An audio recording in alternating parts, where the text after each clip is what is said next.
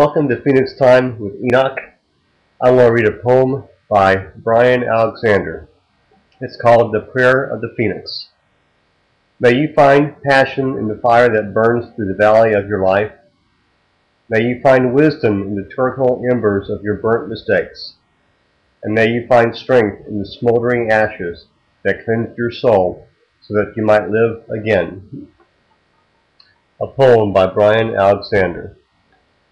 In honor of Black History Month, I want to read a speech that I've given before about Dr. King. It's entitled, What's the Name? His name for a while was Michael.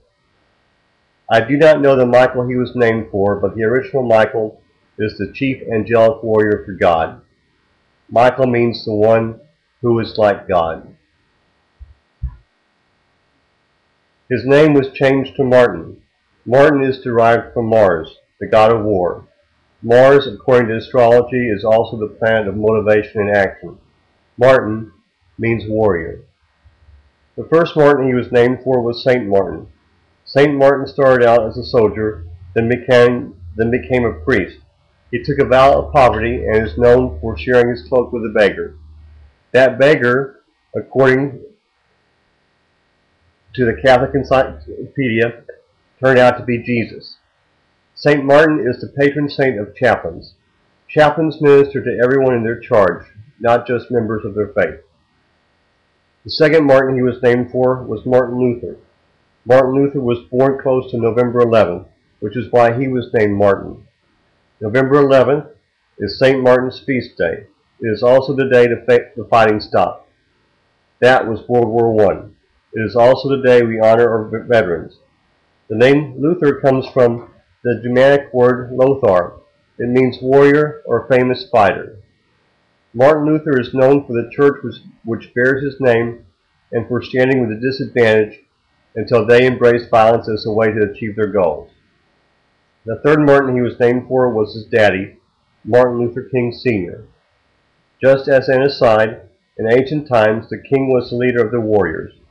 Martin Luther King Sr. was known for being the pastor of Ebenezer Baptist Church and for being a leader of the Atlanta chapter of the NAACP. Ebenezer, you may recall, means stone of help. Daddy King was also concerned with the disadvantaged. His name, Martin Luther King Jr., but that's not all. The titles Reverend and Doctor were earned and added to his name. Reverend means revered, and he certainly is. But he demonstrated a reverence for all people, all ideas, and really, all life. His primary reverence was for God. Doctor has to do with learning, and Martin was a learned man. He was willing to teach what he learned, not only with his words and writings, but also with his works. So what's in a name? Surely a man's legacy would matter more than his name. But his name is part of his legacy. What did Dr. King leave behind to us? There are many elements. The first is a wife who just refused to quit. The second is 4 children who are judged by the content of their character and not the color of their skin. The third is a cadre of lieutenants who in their own individual way have carried his vision forward. The fourth is an international city too busy to hate. The fifth is a state that welcomed the world to its shores, mountains, and communities for the Olympics. The sixth is a generation of ministers who have determined to follow his example. The seventh is a group of public servants who seek to advance the cause of humanity. The eighth is a world that honors his memory, his message, and his mission. So now we prepare to go to Mars. We will take Dr. King's name and his legacy with us. We will honor his dream there. His vision was not for one generation or for one world, but for all generations and all worlds without end. And if it be necessary, we will fight, and lead the fight for peace, justice, and human rights. After all, Mars is the planet of motivation and action.